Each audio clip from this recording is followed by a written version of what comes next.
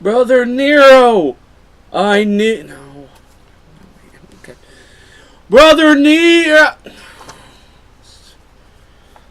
Brother Nero! Screw it, let's just talk wrestling.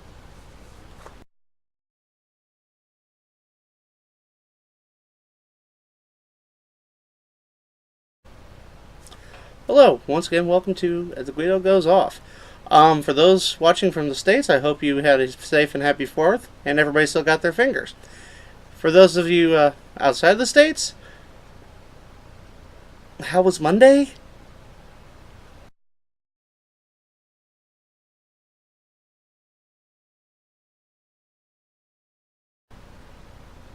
Hardy vs. Hardy 3. The Battle of Cameron. The Final Deletion.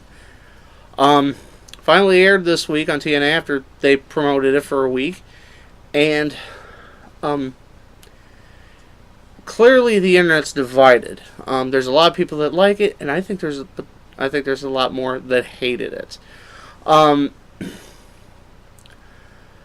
mean, you gotta take it for what it is. It's the Hardys having fun. This is basically what this whole thing was. The Hardys, having fun. I mean, granted, we had everything from Jeff being attacked by drones to Matt Hardy looking like Sweeney Todd as your new greenskeeper. And this was just before the match started. Even throwing in a V1 that. And so then we get to the match. It's out, somewhere on Matt or Jeff's backyard. I'm thinking Jeff's because it's torn all to hell. You got a ring with tiki torches on the ring posts and a bunch. It looks like TNA spent their last $80. So if that's the case, how can they afford Moose? Digressing. And put all this together. Now, the match was, a standard match. Like a hardcore match. I mean, there's a lot of safe stuff. Although the Jeff doing the swanton off a tree that happened to be close to the ring and damn near killing himself on a ladder. As always, this, that's all wonderful and good. And then came the crazy stuff. As if, a Hardy versus Hardy spot fest wasn't enough. That's when the two started really going at it. They started firing Roman candles at each other. First with Matt, firing them, just deflecting them with a trash can lid. I think if you guys are familiar with John Ritland's show, Real Honesty, the white trash Captain America, it kind of works. Although, I was a decorated Captain America like that, you monster. Anyway! And then Matt circles around the ring thinking he's gotten, and then the oh shit spot. Where they're just firing at him. Firing Roman candle at him, and Matt has to take cover behind a Rusted John boat. And then, you throw Jeff in the water, then all of a sudden Willow pops out, and the match ending on Jeff in this dugout area of the yard, climbing up on this giant Jeff Hardy symbol. And then Rebby hands Matt a candle. He lights the thing on fire, and then gets the win. So Matt Hardy is your winner. Now, you try to talk about the good spots, parts of this, the good spots. And you can tell this was done, one, to have fun, because wrestling should be fun. It's entertainment, right? And you can tell this. There's a labor of love in this. It reminded me a lot of the good points of a student film. Unfortunately, it also reminded me of the production value of a student film, because it was, kind of, it's like, okay, just snip here, snip here, snip here. One camera was crap, and they had a crane shot that, looked like somebody was on a boom lift. And I might still not be getting the whole broken Matt Hardy thing, because I mean I've said many times how it looks like he's every Johnny Depp character of the 21st century rolled into one, including the pirate jacket.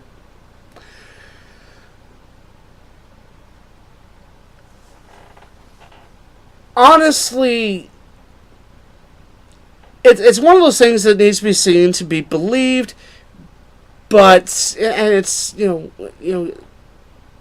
they're clearly going back to their roots. Everybody knows they started out wrestling in their backyard with a bunch of other friends, and then that's how they got Omega started, and then, well, as they say, the rest is history. It's nice to see somebody go back to their roots, but you're taking all the technology back to your roots.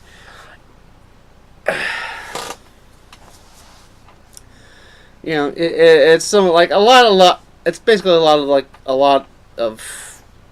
I mean, it's just campy fun. But I hope I don't see it again. I'm not gonna lie.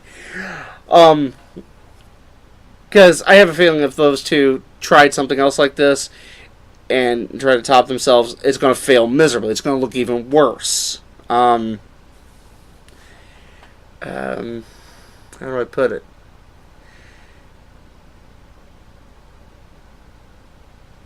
It'll be like remaking the first Texas Chainsaw Massacre, and it'll end up looking like Manos. That is how I think it would be. So, if this is a one-time only thing, it is what it is. It's, it's one of those things you can't help but laugh. Mostly because you see Matt Hardy. Clearly Matt is having the time of his life with this. You can't help but laugh at how over the top Matt Hardy is, and how, for some ungodly reason, Jeff Hardy is the voice of reason in all this. I mean, like I said, it's basically a student film. I mean, all heart, but no direction. And like I said, if this is a one-off, please just let it be a one-off and never, ever do this again.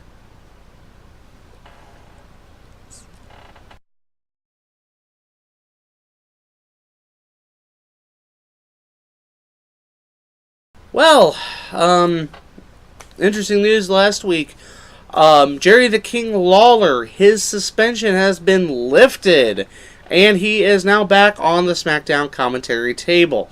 A lot of people were talking about this on Twitter, as Smackdown, for the time being still, tapes on Thursday and airs on, I believe it's Wednesday in Canada, Thursday here in the States.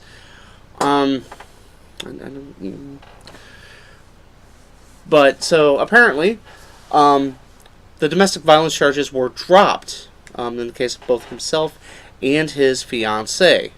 Fiancée. These have a funny thing way of breaking up.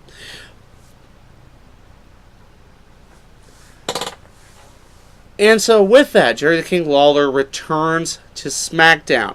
Now, of course, with the brand extensions coming back, it's quite possible that they are going to have two separate commentary teams, which would explain this one rumor that I had been hearing, and that is of the savior of misbehavior, Corey Graves, joining the SmackDown commentary team.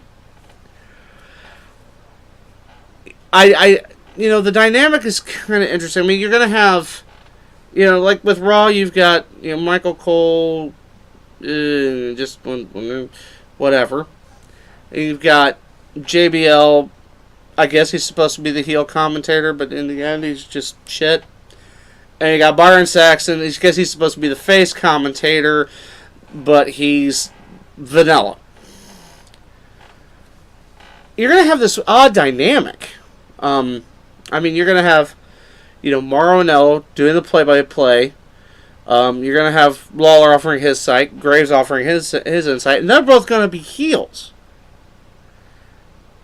Now, I've never been a fan of the three-man commentary team. You have the face play-by-play. I've always thought two-man commentary team, perfect. You have the face play-by-play man and the heel analyst. And sometimes that fades. I mean, like, you think of some of the great commentary teams.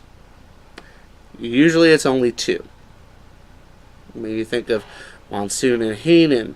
You think of Sully and Ross. JR and the King. All these, great two-man teams. I mean, the Nitro commentary team, where you had, Shivani and Tenay and Larry Zbyszko. I mean, it kind of worked because you had two people who knew what the hell they were talking about, but it could get kind of busy. And Raw's three-man commentary team, they do more to take away from the show than bring to it, which I don't get. I mean, the fact that the commentators are there, that's the throwback to the days when this was on radio, and you had to have somebody describe what was going on because you couldn't see it. And you've got people that are yammering on about whatever and talking about Game of Thrones and whatever. JBL trying to be the Dennis Miller of Monday Night Raw. Even Dennis Miller at least somewhat knew what the hell he was talking about. But it takes away. And I've noticed that problem on Smackdown, where you have so much of this busy stuff, and Morrow, one of the greatest combat sports announcers out there, is having to fight to call the damn match, which makes no sense whatsoever. And now you're going to have these two Type A personalities right up against each other as heels. I mean, Graves is great working against Tom Phillips because, Tom Phillips is as vanilla as it gets. And, JR would work great with Mauro Ranallo by himself. Kind of reestablishing that relationship he had with the King. Because, JR was one of the greatest play-by-play men we know in wrestling. But we also know that Mauro Ranallo, awesome at his job. But it's hard, it seems that they won't let them do their job. And then you got Vince yelling in your ear, plug the network, plug the network, plug the network, plug the network.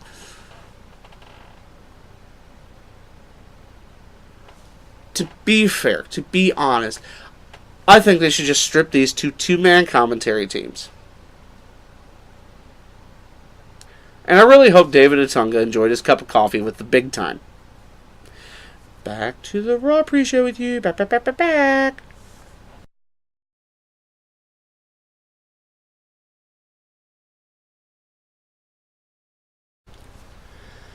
And to wrap this show up, I want to thank a lot of people.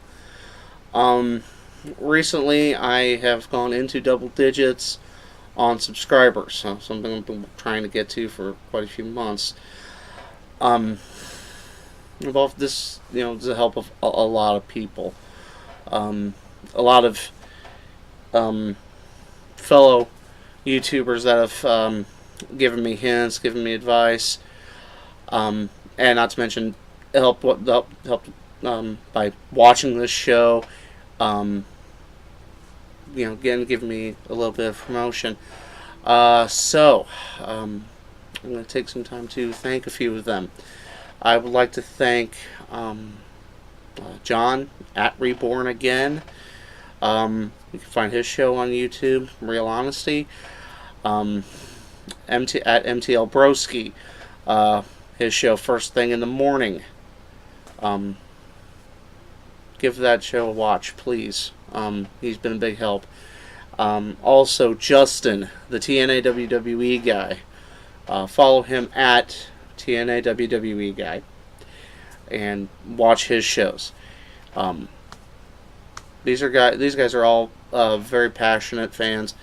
Love talking about it, love tweeting about it, and if you're watching Raw, pick up your phone and you'll find them along with me, tweeting about what's going on Raw. Um, but it's because of these guys and their help and them promoting my show. And I try to promote theirs as much as I can. Yeah, and above all else, you guys out there, those of you that watch these shows, and that have subscribed to the channel. I honestly never thought that anyone would watch this, and this is I put out a tweet, but I'm going to say it again. I thought no one would ever watch this. I would get like maybe 2 views and then never see a view again. I recently checked my stats. I am over 800 views. And I know that on my last check I had 13 followers, and I only know half of them. So for your support to this point and your support afterwards, thank you. I can't thank you guys enough, because you guys are why I do. You guys are the reason why I continue to do this.